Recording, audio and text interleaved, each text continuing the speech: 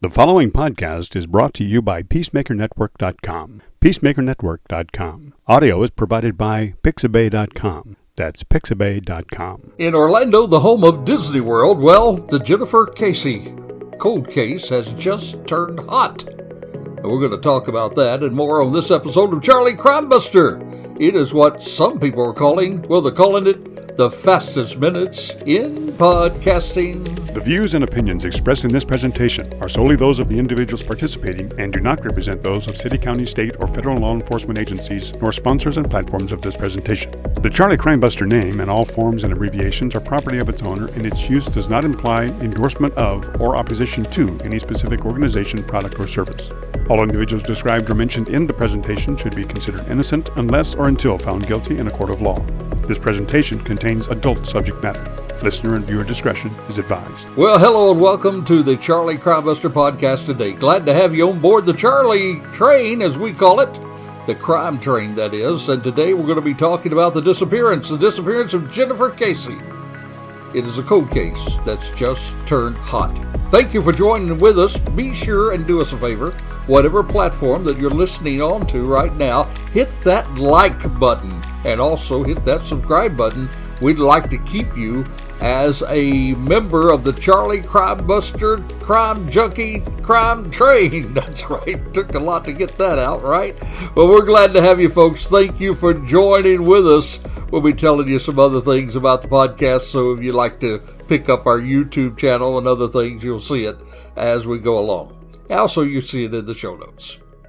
Well, folks, my friend, I have the opportunity right now to live here in Central Florida, home of Disney World. And we do welcome millions of people here to explore a unique place of fun for the family. But little do some people realize that in the midst of laughing and enjoying, there are also tears and grief. For in the real world, apart from the fairy tales of Disney, people, unfortunately, are murdered, and people are missing. You could just ask Drew and Joyce Kesse from Bradenton, Florida, and they will tell you about tears that was shed here in Orlando. For 19 years ago, their beautiful daughter, Jennifer, went missing. And, my friend, she's not the only one that has gone missing from the I-4 corridor that's running through Orlando to Daytona Beach. But there is now news that this cold case has turned hot, and we're going to share with you all about that and the case that one time garnered national attention.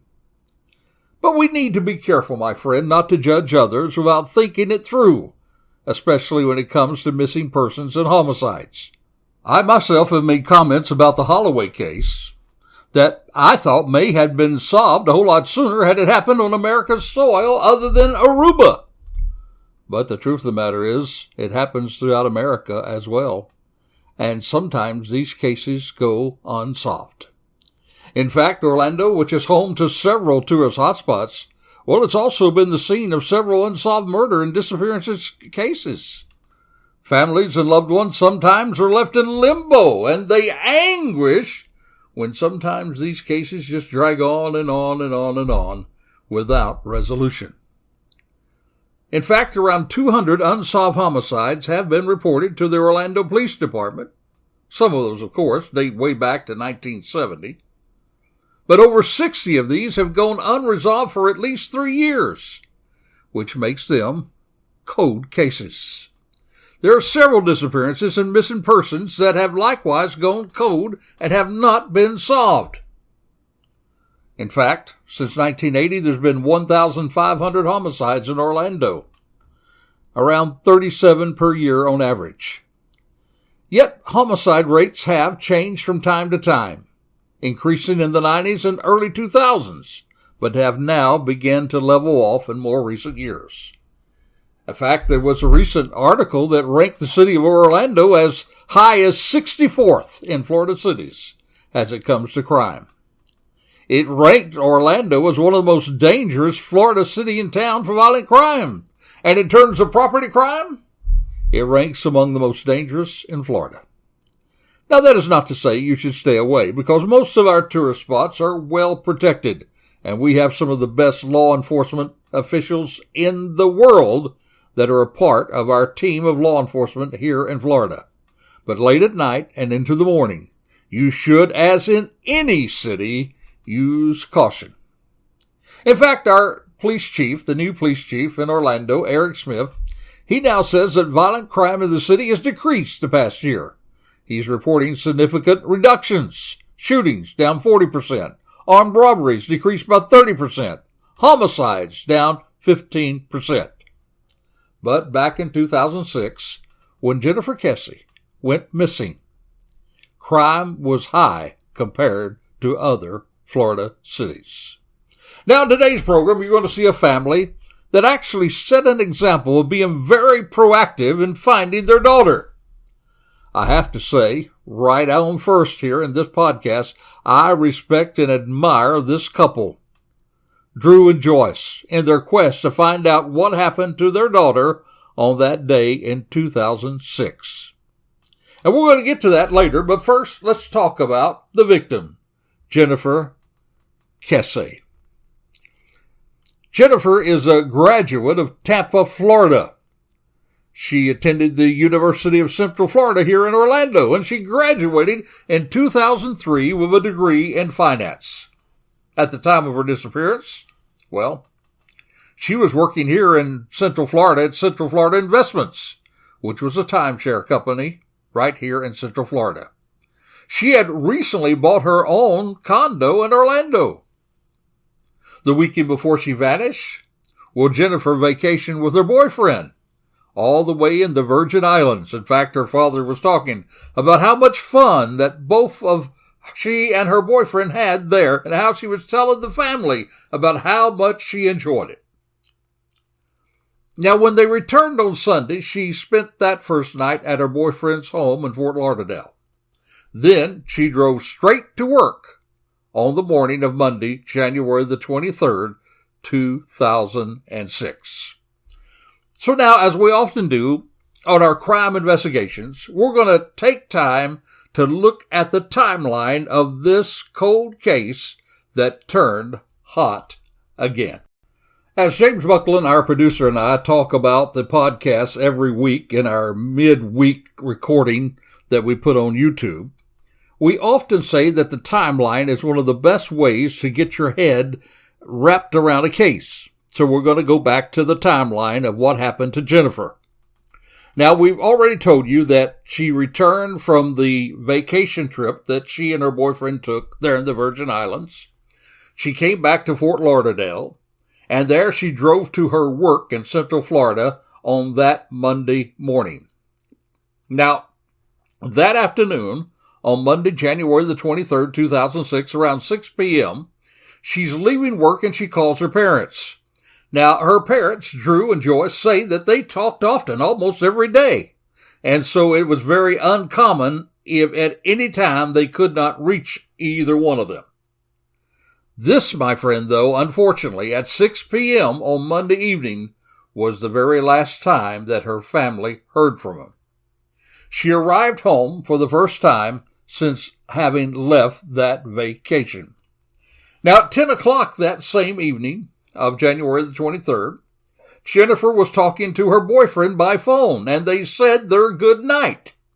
By the way, her boyfriend, is the last known person to speak with her before her disappearance. He lives in Fort Lauderdale, or lived there, rather.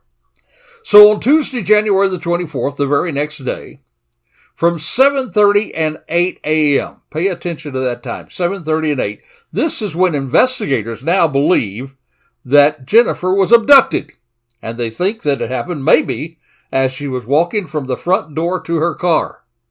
But now they believe, or saying now, that they believe that she was abducted at some point on her way to work. Between 8 and 9 a.m., Jennifer's boyfriend, who she normally called but did not, well, he called her because he was on the way to work, but this time, instead of reaching her, the call went directly to the voicemail. And he thought, well, maybe she did, he recalled, remember a meeting that she was going to attend. And so he thought, well, no big deal. But then he began to try additional times to reach her and could not reach him. Then Jennifer's parents, they turn around and call him the boyfriend and say that she failed to show up at work. Well, of course, this alarmed everybody that was involved because she was just not a no-call, no-show person. You see, there are some people that we know are no-call, no-show people. We, in our work, employ a great deal of people who are involved in the security field, and we find that sometimes there are people, if they don't show up, you know something bad has happened. And in this case, that's what her employer knew. So immediately he contacts their parents. Andrew and Joyce began immediately to drive from Tampa up here to Orlando. Now, on the way, they're realizing that time is of essence when something like this happens. So they contact the manager of her condo. And they ask that manager to check her home with a spare key. He did.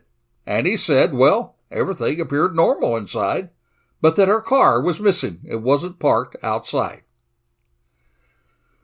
Now, that same day at 12 o'clock p.m., which is only about 1.2 miles, I believe it was, is what I read, about a little over a mile from Jennifer's home, surveillance cameras at a nearby apartment complex. Well, those cameras record an unknown person parking her car, parking Jennifer's car, and walking away. Now, this is an apartment complex about a mile from her home. But, of course, that wasn't discovered till about 2 days later. So around 3 o'clock, somewhere around that time, Jennifer's parents and her brother arrives to her apartment.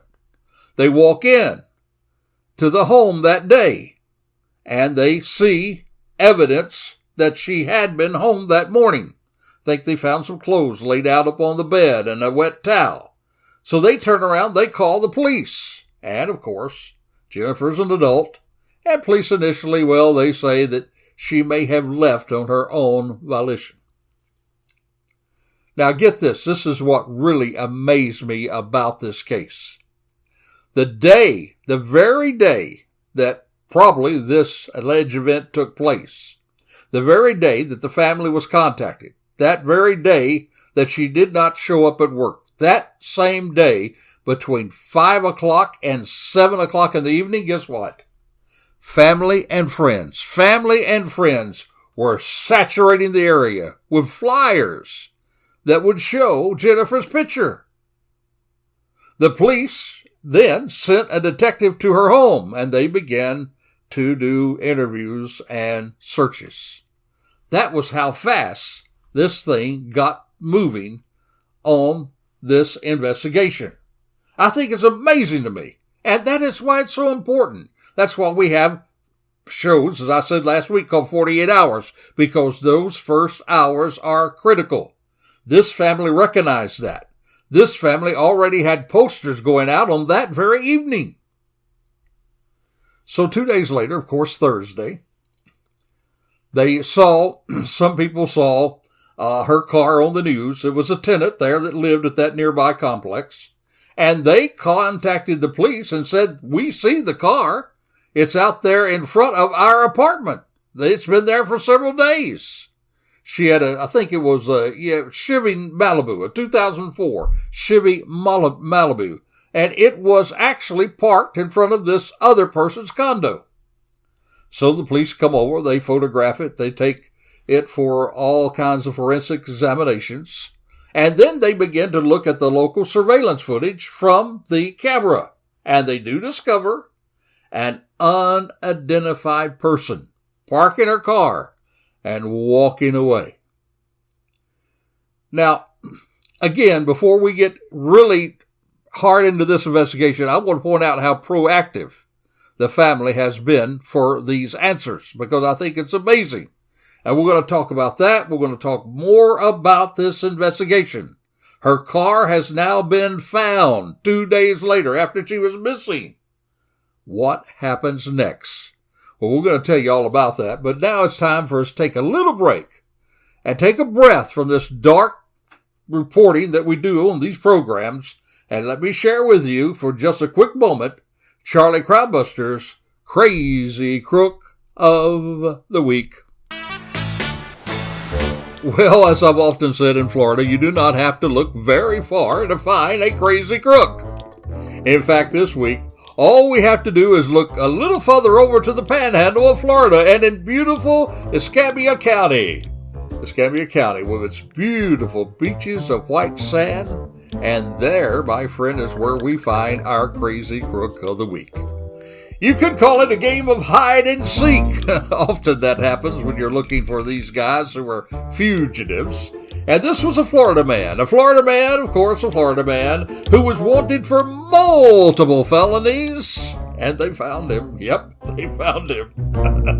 But of all the places, I believe we could do a whole program on just very unusual places where these crazy crooks hide and think that they can get away with it. Well, this guy was hiding for sure. He was hiding, are you ready for this? He was hiding inside a clothes dryer. That's right, clothes dryer. And there they found him, folded up inside a dryer. That's where the county deputies found him.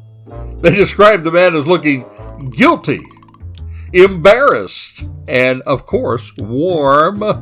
You know how we put on those warm clothes when we pull them out of the dryer? Well, he was warm. And they did pull him out. Pulled him out, had to do it one limb at a time. And also, they pulled with him dryer sheets, mismatched socks, and a wrinkled Star Wars shirt. Yeah, this crazy crook who previously served 7 years for various crimes, well, he was taken to jail again on a $120,000 bond. And while the sheriff's office had a little fun with this quirky arrest, they did remind everybody of the charges of the remaining allegations that were, of course, free from static cling. So, my friend, this crazy crook who thought he could outsmart cops by hiding in a dryer ended up going to the slammer instead. And he is indeed Charlie Crimebuster's Crazy Crook of the Week. Now back to our main focus. The investigation into the missing of Jennifer is quite interesting. In fact, if you lived in Florida, as I did at the time of her disappearance, you could not but help notice that the area was full of posters and even billboards seeking the attention of the public in solving the case. This is how Jennifer's dad, his name is Drew, how he remembers that call, of course, that he will never forget. The call he will never forget. He said about an hour and a half into the workday, and I'm quoting him, I received a call from her work. That's what he told Fox News. And they said, hey, Jennifer had a meeting this morning. It's not like her to not show up. Do you know where she is? Her dad said he immediately tried to reach his daughter, relying on a family rule that they would always answer each other's calls. But this call went straight to voicemail. Drew goes on to say, I knew that something was wrong immediately. And of course, then he and his wife made that 2-hour drive that we talked about earlier to Orlando from Tampa. There, they did find the apartment empty, several outfit choices laid out on the bed. But with no sign of forced entry or struggle, investigators did come to the theory that they thought that it happened sometime after she left her apartment for work. Her front door was locked, and they think that sometime she was abducted, either walking toward or getting into the car. And again, as we pointed out, January the 26th, a couple of days later, they found that parked at the apartment complex. They were excited, though, when they found that there were certain cameras around that apartment that did surveillance to the part where the car had been parked. And that footage sure enough showed an unidentified person of interest dropping Jennifer's vehicle off approximately noon on the very day she went missing. However, none of her family or friends could recognize this person. And of course, the video was not very clear. You couldn't see it very well. It was hid behind some bars of some sort of a fence, and it just wasn't very clear at all. And everybody was disappointed that the best video capture of the person in 3 separate snapshots, it was obscured by this fencing and the posts, and it concealed the face. In fact, my friend, one of the journalists back in those days, I remember this quote, by the way, he called the suspect, quote unquote, the luckiest person of interest ever. Did you hear that? The luckiest person of interest ever. Well, the Orlando police reached out to the FBI to try to help determine the person's size and gender. They could only say, though, the person stood between 5'3" and 5'5". They also did, even NASA enhanced the video to try to identify the subject. They did find that there were valuables left inside the car, which implied that robbery was not a motive in the case.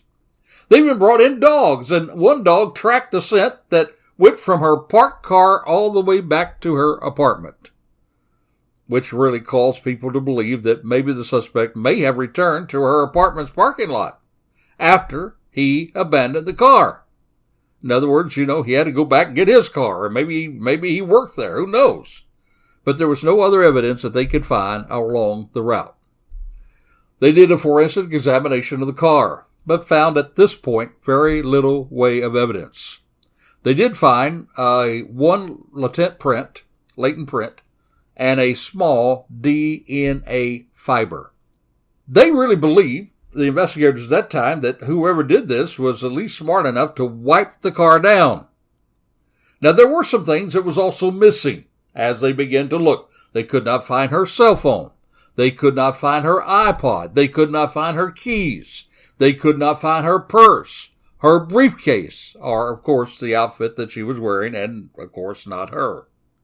They were not able to ping the cell phone, which meant that the power was turned off. And, of course, as investigators do, they looked at her spending, at her bank account to see if anything had happened. And nope, did not happen, had not been used since her disappearance. Now, investigators, they begin to investigate the normal people they do in those cases, and they ruled out several suspects. They ruled out the boyfriend. He had an alibi. He was out of the area. They ruled out the ex-boyfriend. And they even then began to investigate co-workers. There was one there who was a manager who did kind of hit on her, but she told him she wasn't interested in dating anybody from her work. That just didn't work. And besides, she was already involved with someone else. So they ruled out that guy. He had an alibi. But at the time of her disappearance, Jennifer's condo complex, they had been undergoing a major expansion, and a lot of the laborers that owned the site were so-called, quote-unquote, non-English-speaking people. In fact, Jennifer had even told family members on several occasions that the construction workers there constantly catcalled, whistled at, harassed her. But unfortunately, due to this language barrier, investigators were unable to interview many of those people. Now, I think that's very sad, because that was probably one of the most important interviews they could have. It's sad to me that that barrier was not overcome somehow, some way during that time. So in May of 2007, as this investigation is turning colder and colder, Drew's company, led by David Siegel, he actually offered $1 million reward for information leading to her whereabouts, with a July 4th deadline that the stipulation was that she had to be alive. $1 million, if anybody could say anything, and it was a July 4th deadline, and of course it was never claimed. Now, there was also, and I think still remains, a $5,000 reward for information leading to the whereabouts of her remains. That's through the Central Florida crime line we have here. Now, of course, this case by this time received state, national attention. It even got into the lawmakers' hands talking about this case because it had so much attention. And back in 2008, I think it was the month of May, 2008, the month of May, the Florida House of Representatives, they actually passed a bill. It was called Senate Bill 502. That's what it was. Senate Bill 502. And it was called the Jennifer Kesse Missing Persons Act. And it actually reformed missing person cases. It changed the way that these cases are handled in Florida. It required law enforcement agencies to enact written policies for handling such cases. And so as we go along with this case in June of 2010, then this case is actually taken over by the FBI. 2018, well, guess what? I told you that Drew was very active in this investigation. He actually filed suit against the Orlando Police Department, and he found access to the police records in the case. That lawsuit, settled in 2019, allowed the family access, listen to this, 16,000 pages of records. Yep. 2022, well, now the case was turned over to the FDLE, the Department of Law Enforcement, Florida Department of Law Enforcement, FDLE, Cold Case Unit. But there's something else. There's a reason why people are still hearing today about the Jennifer Kesse case and why we know so much about the Holloway case. Both of those families, Holloway and this family, inserted themselves into the investigation and kept the story alive. One of the things that Jennifer's father did in this case, in addition to suing the city to get his hands on those notes, he actually assembled a team of 13 former investigators, some from the Secret Service, the FBI, local law enforcement, former officers, to help with the case. They, with their work, put pressure on these other investigation agencies. And now we know, my friend, on May the 20th, 2025, just a couple months ago, on her 44th birthday, the FDLE announced that they had gone through thousands of pages of documents. They spoke to 45 people since the case was turned over to their unit in 2022, and they announced they now have identified several persons of interest in Jennifer's disappearance. And they've stated that this case is no longer considered code. They're hoping that artificial intelligence may help identify that person of interest seen on the camera. And with this new interest, let me say, it is very probable, while it is very probable we'll never see her alive, we may be able to get justice for her. Now, even the family has pretty well ruled out the fact that they'll see her again. She was declared dead by the state of Florida in 2016. But Jennifer's dad is adamant that someone, somewhere, must know something about what happened to his daughter. He said, quote, more than one person knows what happened. He implores them to come forward. He said, no matter how small the information, if you know anything about it, go to a lawyer, go to the police if you feel comfortable, or even go to a priest if you feel comfortable, but say something. If you saw something, say something. Get that information into law enforcement's hands. Now they even have a tip line, 941-201-4009. Again, a tip line, if you know anything about this case, 941-201-4009. We're going to put that in the show notes. And if you want to help them out financially, they do have a Help Us Find Jennifer Fund, and any size donation that you can afford. It's simply a Help Us Find Jennifer Fund. You can look at that. We'll try to find information for that as well. And you can help the foundation if you choose. So to sum it up now, my friend, we have three things going that makes this case hot again. There is some DNA that was located on the car that may now become more valuable with DNA enhancements that had been made in the 19 years since this investigation. And there are now some new persons of interest that are being pursued. Hopefully, now, we're going to see some new traction that will lead to a suspect. And thankfully to a dad, a father, and mother who would not stop in these 19 years seeking justice for their daughter. Drew's one desire before he leaves this life, he was 48 when that happened, around 68 now. His one desire before he leaves his life is to find out what happened to his daughter. Let's help him do that, folks. If you know anything at all, 941-201-4009, call that line. Get a hold of a law enforcement agency. Go to anybody. Tell them if you saw something, say something. Let's help him get that closure. Well, next week, my friend, we're going to continue to talk about Disney crime. That's right, Disney crime. And even another missing woman from Orlando that gained national attention. Next week. Until this time next time, though, this is Charlie Crimebuster reminding you, stay safe, stay alert. For the life you save, it may be your very own. You have been listening to Charlie Crimebuster.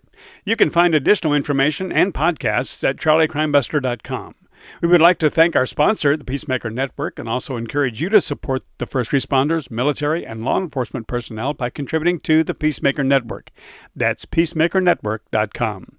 All music and sound effects are courtesy of Pixabay.com. That's Pixabay.com. You can also support us by subscribing to our YouTube channel, tag @CharlieCrimebuster, and then click the subscribe button. By doing so, you'll be notified each time we drop one of our shows. Another more convenient way for you to listen to our podcasts, or for you to say to your smart speaker, play Charlie Crimebuster. If you have comments or suggestions, we would love to hear from you, so please send them to charliecrimebuster@gmail.com. That's charliecrimebuster@gmail.com, or you can call or text us at 407-917-2211. That's 407-917-2211. Thank you for listening, and we hope that you will join us again for another exciting crime episode with Charlie Crimebuster.